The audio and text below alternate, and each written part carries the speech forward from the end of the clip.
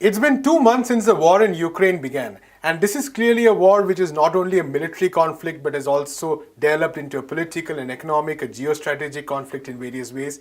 This is also one war which is not just between two countries, it's also become a global conflict in so many ways as well. We'll be trying to understand all these dynamics in this episode of Mapping Fault Lines. We're joined by Prabir Purkayastha. Prabir, so 2 months since the war began, we've of course talked in earlier episodes about the military situation, about the kind of impact that that global economy is facing, for instance, food, oil supplies, all these kind of issues. But one issue we identified from the very beginning was that this was largely spurred by NATO's expansion. And one of the recent announcements or declarations we have seen is the fact that NATO seems set to expand even more, with two more countries, that is Finland and Sweden, likely to join NATO. On the other hand, we've also seen that US President Joe Biden has announced nearly $800 million worth of weapon supplies. So right now, like I said earlier, this is not a war between Russia and Ukraine. We always said NATO was a key player, but it seems more and more like this is becoming a full-fledged NATO versus Russia conflict. So before we get into some of the technicalities on weapon supplies and all that, how do you see this geostrategically? I think it's very clear that this is a war in which NATO is fighting Russia till the last Ukrainian. So the fact that Ukrainians are bearing the brunt of the battle is for NATO expansion, and it is unfortunate that a section of the Ukrainians are willing to go with NATO on this and not agree to a peace negotiations. The fact that the eastern Ukraine should be giving certain degree of autonomy, which by the way other linguistic groups in Europe have also claimed, and again in different countries different kinds of relationships have been worked out. In Czechoslovakia they were not worked out, but they decided mutually to split and became the Czech Republic and the Slovak Republic. Yeah. So if you look at all of this, the unfinished agenda of nation forming in Europe has been very bloody. This we seem to see continue right now on what's happening in Ukraine. But the operative part of it, which you have said, is NATO expansion and bringing it even closer to Russia, and thinking that with this encirclement of Russia, that they will have the upper hand in any military conflict. And you can see what you have said. You can see now at top you have Finland and Sweden joining, Norway willing to maybe position NATO troops in Norway's soil, which it didn't earlier. You can also see that the brown colored parts, which are the new NATO expansion which have taken place from the earlier NATO expansions, which are in red, you can see how much closer they have come to Russia. And also with Ukraine, if they do that, then St. Petersburg and Moscow are also really literally 5 to 7 minutes missile distance away from the borders. Now, given that and the fact in Poland and Romania, they have missile batteries which can attack as well as supposedly be anti-missile batteries. If you take all of this into account, Russia's position has been that this is essentially an aggressive move against us, and that therefore would like Ukraine to remain neutral.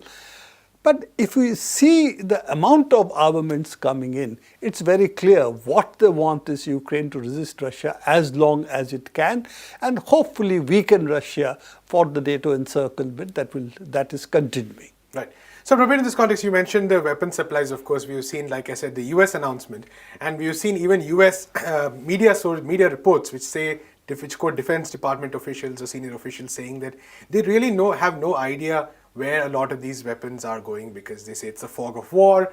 US troops are not on the ground, as though it's such a bad thing. But they say that, we really don't know what's going to happen. So what we have is Ukraine becoming this source for weapons from all over, NATO countries coming in various degrees, and what could be a very explosive situation in the coming years, even after the war ends. Well, this is the issue, that any set of weapons which have gone into any war zone finally goes into the hands which destabilize other countries. We have the Libyan example, for instance, which the weapons that have been poured into Libya has now found their ways into Africa and again destabilized, for example, Mali. So, as we have said, that the weapons which went to Libya finally found its ways to all other conflicts, and including conflicts in Europe. So these are things which we already have a past record. What happens when you pump weapons into a country, particularly when the central government of this country is already unstable? In case of Ukraine, there are two issues. One, the amount of weapons being pushed into Ukraine is very large, and they now make essentially NATO countries co-combatants, because after all, you are giving offensive weapons to another country which is fighting Russia. So effectively, you are also fighting indirectly Russia, because we also know the so-called soldiers who have come to fight as soldiers of fortune are actually probably NATO experts. NATO intelligence officers, and there are some reports that have also come from Ukraine to say so, that they said, we are actually running the Ukrainian army. So there's about 10,000 of them who've landed up. It's very difficult to think suddenly 10,000 people have landed up to help Ukraine. It does seem that this was organized, and they seem to be the people who today control a lot of the logistics of the Ukraine military, and also coordinate with NATO in terms of intelligence, also satellite intelligence, other kinds of intelligence which the NATO forces already have, and they're being coordinated with the Ukrainian army. So NATO is not as innocent, just restricted to supply of arms, but the amount of arms they're giving, as you have said, is very high. And Ukraine seems to be burning out arms at a rate which is depleting even the US. The US intelligence sources or military sources, according to Bloomberg, claims that they're burning out in 1 week supply in 1 day. Now, of course, we could argue that Ukraine is not using it parsimoniously. That could be an argument. They're being profligated their use of arms. The second is, not all the arms are going to the front. They could also be going elsewhere, which is where the talk about the black market, we don't know where it's going. This kind of noise is also coming from even the United States defense sources. So if you take all of that, there are two dangers that arise.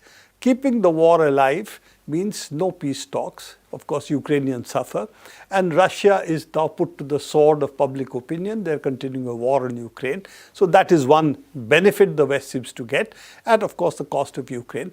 Second is that all these arms will remain in Europe. It will be a threat to Europe, and particularly of the far right, which is what is allied with the Ukrainian Nazis, Azov battalion, right sector, the n number of other groups which are there, that this will embolden the right in Europe and also provide arms for them for overthrow of other regimes, other governments in different parts of Europe. So arming the right in Europe is all right for the United States. They have the Atlantic in between. But how good is it for the rest of the European countries is an issue. And of course, United Kingdom has always been the pet, what is called the lapdog of the United States. They are egging on, knowing that they at least have an ocean and seas to protect them from the European landmass. So I think this is something which Europe has to think about. Is that the future they want? Particularly as they're also dependent for economic reasons on energy from Russia, right, other raw materials from Russia. Prabir, since you mentioned energy requirements, we also saw Olaf Scholz yesterday, the German Chancellor, saying that he doesn't want a NATO versus Russia confrontation, although it's already happening. And we've also seen that all this high talk about completely cutting off Russian oil supplies could actually backfire. It's not really happening. The US did to some extent, of course, but Europe is clearly not in a position to do so. So 2 months into the war, how do we see the energy situation as well? Well, let's put it this way. The sanctions that were put on Russia by the United States is all right for them, because they're not too dependent on Russian supplies of oil or coal. But for the European Union, they are largely dependent on energy, which is oil, gas and coal, on Russia. Now, it can be argued that Russia's supplies to the world has dropped by 10% as a result of the sanctions. But you have to weigh that against the fact that the oil price rise is 20%.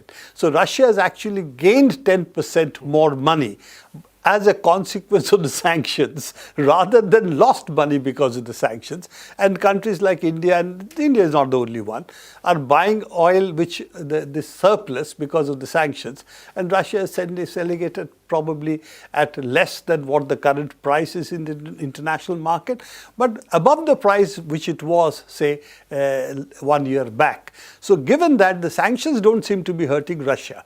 But what is happening, at least the energy sanctions are not hurting Russia, but what is happening to Europe? Europe already, there is a cut on energy that is coming in. They don't have the ability to handle the amount of LNG that they require to substitute for the pipeline gas. They don't have enough coal supplies. They don't have the ability at the moment to replace Russian gas, but even the cuts that have come from the Russian gas supplies, Russia is also cutting its supplies by some amount. That as a consequence, they also have an issue at the moment that prices of energy have risen by 3 to 4 times for the domestic consumer. A lot of the industries are going to be priced out of the market if the cost of energy goes up, because some of the things, for instance, are critically dependent on the cost of energy. They are, in that sense, a major part of the cost of production is the cost of energy. If the cost of energy goes up, by the market designed mechanism that Europe has, that everything has to be market linked and so on. If you do that, electricity cost and energy cost are going to go up really very significantly. Right. And as you have also talked about the fertilizers, you talked about other inputs, fertilizers being one of them, metals being one of them. Even to manufacture batteries, you need metals, and which a lot of the source is really Russia. Given all of that, European Union will be put to the sword. And in fact, the pipelines, if they stop supplying gas, as the demand is being made on them, European Union should cut off gas supplies. Actually, the consequence will be far greater for European Union than for Russia. So given all of this, it is very difficult to understand why Europe wants to commit harakiri for the benefit of the United States, because that's what it really amounts to. Trump used to say they have to increase their budget for military by X amount, and that would mean more purchased from the United States because they don't have the armaments manufacturing capacity. So Europe seems to be surrendering to United States, damaging their own economy. And in fact, the biggest issue that they have been tom-tomming about, oh no, global warming and we should completely abjure coal, they are going to increase their use of coal because they don't seem to have any other option. And their whole climate change rhetoric, which was built on gas, is at least it looks like in the short term going to come apart. So what we are going to see is the European sacrifice for the United States' ambition to contain Russia, and essentially NATO as an instrument of subjugation of European Union as well as Russia. In fact, if you remember the old statement which was made by the first NATO chief, that the objective of NATO is to keep Germany down, Russia out, and America in. These are the 3 objectives of NATO, and that seems to be what we are seeing play out at the moment. Absolutely. Thank you so much, Prabir. We'll be tracking the ongoing war in Ukraine in upcoming episodes of Mapping Fault Lines. Until then, keep watching NewsClick.